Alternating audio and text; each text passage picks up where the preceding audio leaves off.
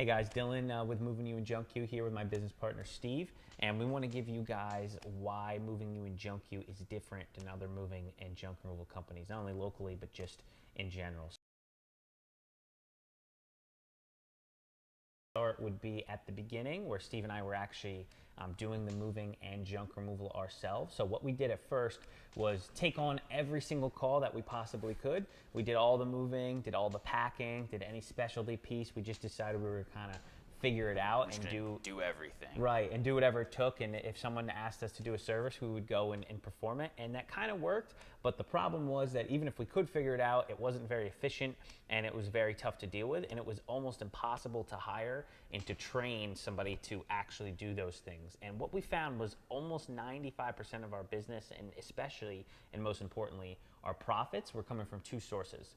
They were local moving and local junk removal. And not only just those two sources, but from local household good moving and junk removal. Not doing specialty pieces, not doing any large corporate jobs like that, or any type of saves or anything large that really required a lot of training, so we could focus on what really made us money and what would allow us to scale quickly. So a big differentiator for us is that we try not to take on the whole moving industry. We try to focus on the things that make us money and that we can easily scale up. So it's a lot easier to train somebody to just move dressers, tables, chairs, things that you see every single day, because you don't have to have those years of experience. You can just have a simple training program that gets them up to snub, and if they have a good attitude and a good work ethic, they can be really productive for your organization. So focusing on not doing everything, but just doing, kind of similar things every single day allows you to really scale quickly and to make money and to be systematized. For sure. So your movers know exactly what they're coming into.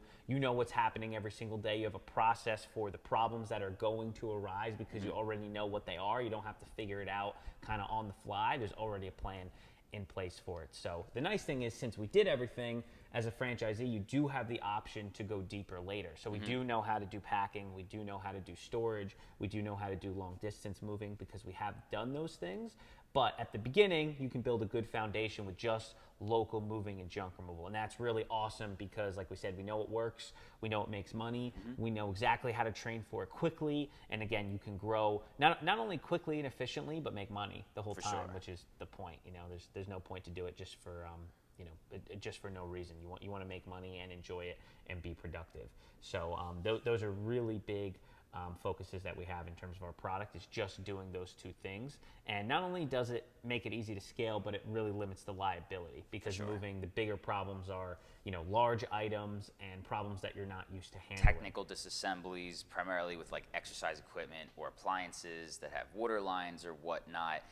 What we found is that just being completely upfront with customers, saying, hey, we don't move this type of piece, or we don't disassemble this type of piece. As long as you have that done beforehand, we're able to definitely move it, but X, Y, and Z factors have to be in place.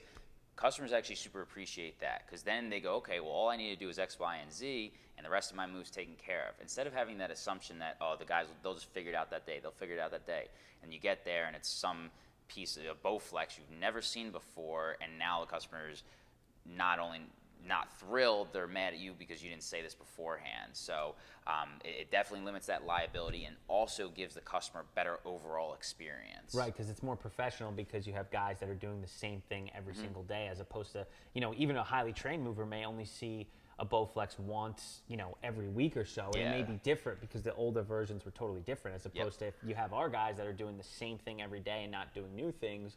It's the same IKEA bed frames. They come in, know exactly how to do this. I just did one yesterday, so it's the same thing. And it just adds that level of professionalism for the customer, and then, the efficiency for you as the franchisee. So that's really important. Yeah.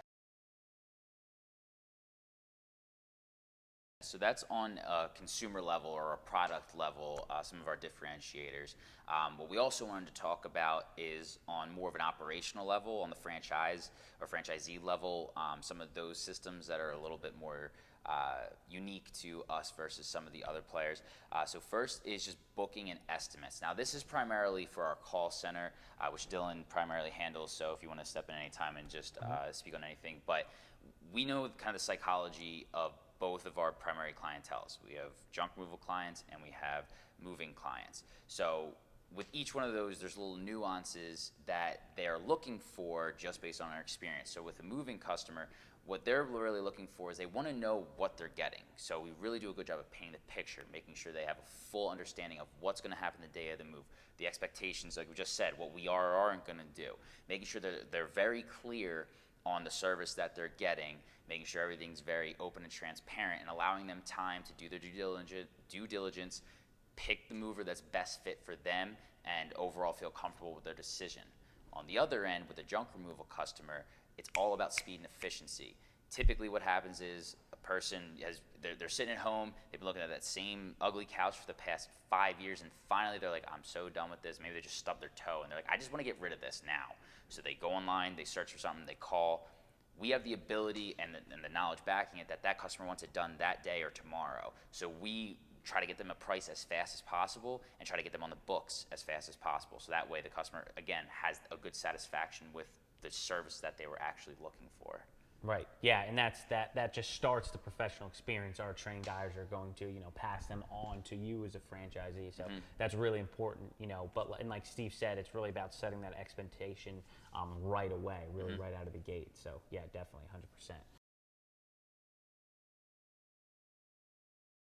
So another big thing that we do is we really focus on our employee culture. And Steve does pretty much all the hiring here. So what we do is, we focus on scheduling. So a lot of other companies will do what we like to call the docs model, kind of like the docs back in the day where, a bunch of guys show up and they say, there's 100 people there and they tell 10 to 20 of them, yeah, you're on today, and everybody else go home, good luck. Yep. Right. So a lot of other moving and junk removal companies kind of take this model because they don't want to have any sort of issues with the customer in terms of not showing up to a job or being understaffed. So if they have 20 shifts for that day, they'll bring 25, 30 people in or tell them to come in to kind of buffer themselves to make sure that they don't miss those jobs. The problem with that, though, is it's really unsustainable for the employees, obviously, because if you think that you're coming to work tomorrow and you take the time to get up early in the morning, drive to work or take the bus or have somebody give you a ride, and you show up only to be told to go home, it's really not a very fun environment. And you're not going to want to show up the next day. I mean, I certainly wouldn't. Yeah. So what happens is when people do that, they have a big fluctuation in their employee base. So a lot of companies they'll be hiring loads of people every single day, even, let alone weekly or monthly. Yeah, it's not sustainable because you don't know the days that you're going to have 50 people come in for 20 shifts or the days that you're going to have 10 people come in for 20 shifts, and it's natural. If the employee knows that there's a chance they're going to get called off when they arrive, that definitely makes them more likely to not even show up in the first place. Right, and it also really lowers the level of quality that you have because those good guys who don't want to stay because they're not sure that they're going to, even have work next so, week. Yeah, so that's a big problem, So what we've done is we've said, hey, we're going to pay the money up front because it's a little, more costly to make sure when you schedule people that they actually have work to do that day, pretty much no matter what. Barring extreme circumstances. So when you do that, you make sure that you have a lot less turnover, which in the long run is less expensive, but also it raises that level of quality because you have those employees that have been here for a long period of time. They know the systems, they know the processes, they know each other. They have a good work feel for what they're actually going to be doing every single day, and they know, hey, if I have 3 shifts next week, I'm going to come in and I'm going to get my hours and get added to my paycheck, and that's really a big deal. Not only for the product side, but also for you, as a franchisee or as your general manager, because they have that consistency in their employee base. So they know people are going to show up. They know that they've invested that time early on to make sure that happens, and that's really important. So next we have what we call our field support protocol. So something that some other moving companies and junk removal companies do or don't do is have a very played out chain of command of what happens when X, Y, and Z variable that your guys who are out in the field genuinely haven't experienced before, they're not used to experiencing it, what that chain of command is in order to report problems. So like I said, with some other moving and junk removal companies, it's more good luck, go out, get the job done, I'll see you when the day's over, which puts a lot of earnest on the employee. Now, it's great for some companies because the guy in charge doesn't have to, take any calls or deal with any problems up front, but it makes the employee's experience not that ideal because they are getting paid to be a professional, quality employee who does moving or junk removal, but then they have to take on the additional responsibilities of, okay, what happens when this piece isn't coming apart? What happens if, the customer didn't do X, Y, and Z, didn't pack correctly? They have to then handle that out in the field, which is pretty much above their pay grade, So Right. what we found is having that good, solid chain of command, or field support, as we like to call it, really gives that mover or junk remover crew member a comfortability in going out into a situation that they know they're going to a new house every day. They're seeing new pieces every day, but they're comfortable with that because they know that 90% of the time it's going to be something that they can handle, and if it's something that they can't handle, they immediately make one phone call and they automatically have somebody in charge who can either handle a situation that they're just not equipped to handle, or give more support as to how to figure something out in the field, or again, the manager might go out to actually help handle the situation on site. So that's definitely another benefit to our employees, is that they have that comfortable structure in the chain of command. Right. Yeah, and that's really a big deal because kind of leads into our next point, which is just the culture in general that we try to cultivate, not just by being nice and smiling. It's also about using a systematic approach. For example, making sure you have appreciation parties, making sure you kind of go that extra mile for the guys, because the truth is, moving and junk removal, no matter how much we try to put it into a box or make sure we don't do the bad pieces, sometimes it's just not that fun. Sometimes It's heavy manual labor. It's heavy manual labor, and you're dealing with people in sometimes the most stressful situations in their lives. They're dealing with divorces, they're dealing with problems, and they cannot always be the nicest, to the actual field staff. They can sometimes be rough or even just downright rude and mean. So you have to build that culture where you're showing your appreciation for what they're doing, and extends, even just past doing parties. It's also about how you support them, when it comes to problems. It's also about an attitude, about the way that you say, hey, look, I'm on your side. As much as I want to make the customers happy as possible, I'm also making sure that I focus on my team first. For sure. Because, if you have mad movers, or you have movers that are out there and they have a bad attitude, it doesn't really matter what else you're doing, because the customer's going to have a bad experience. But if you have guys that have a good attitude, that feel on board and feel appreciated, they're always going to handle those problems better than somebody who's not, even if they're not as experienced as maybe some other moving companies or something like that. If they have that attitude, they're going to really, give that extra effort when it's needed. We say the experience. Moving isn't just a service, it's an experience. Right. You can have a great moving staff, and I say great in terms of their moving ability, but with a bad attitude, the move is probably going to be terrible for the Right. customer. Yeah, or you can have somebody that's maybe not as good of a mover, but they work hard and they really care about, their attitude, their professionalism towards the customer, and maybe there's some mistakes here and there, but if they, do that above and beyond on the other things, the customer's going to rave about them, as opposed to the other, crew you're talking about, where maybe they're really professional and did a great job with the stuff, but they were jerks and just not nice Exactly. people, and it really shows up. So that's a big differentiator for us, is pushing that culture, and it starts from the top and works its way all the way down to the last guy picking up boxes. So And one of the last points is what we like to call like the workload balance. So in the moving and junk removal world, we kind of balloon in and out as the month progresses. So in the beginning of the month, it's a little bit of an inflation, and then it goes towards the middle and it goes down slightly, and then the end of the month it balloons out a lot. And I say it does that in terms of the potential jobs that you can book based off of demand. So at the end of the months, people just want to move and do more there's more junk removal. closing, real estate Yep. closings are happening, big house closings are happening. Exactly. So, some companies that you might get into, they're going to try to maximize the amount of money that they can book for you, or they're going to, try to push you. Yeah, just do the extra work, get it, feast or famine. You just got to feast when it's there.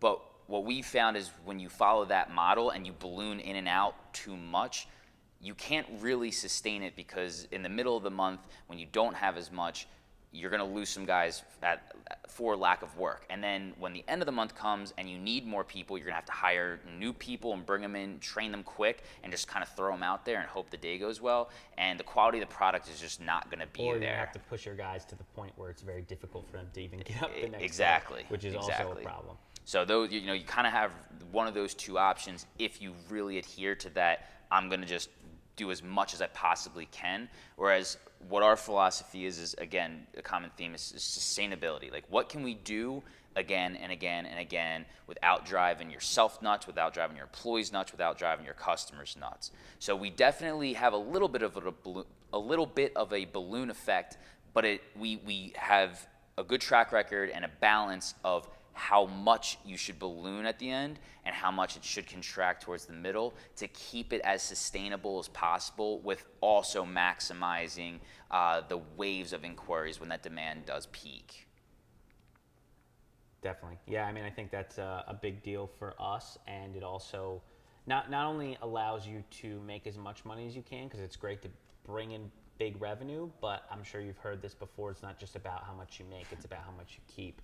So just because you're doing a lot of moving or junk removal doesn't mean you're actually going to keep, that money. If you have a lot of problems and you're inflating too much and you're adding new people all the time and you're damaging items and you're causing issues for the customers, they're going to try to get that money back, and they will get it back if done improperly, or you'll even have trouble collecting that money if done improperly. And that's a huge deal. You don't want to do that. You don't want to just be doing a lot of work just to say you do a lot of work. You want to do a lot of work and make a lot of money. So we found that, scheduling the proper way with the movers, and then, on this end in terms of making sure we don't overbook ourselves, is huge to make sure that you keep those profits up along with raising the revenue and growing over time. So awesome. Yeah, if you guys have any questions about anything related to our franchise opportunity here at Moving You and Junk You, just give us a call or send us an email, and we look forward to talking to you.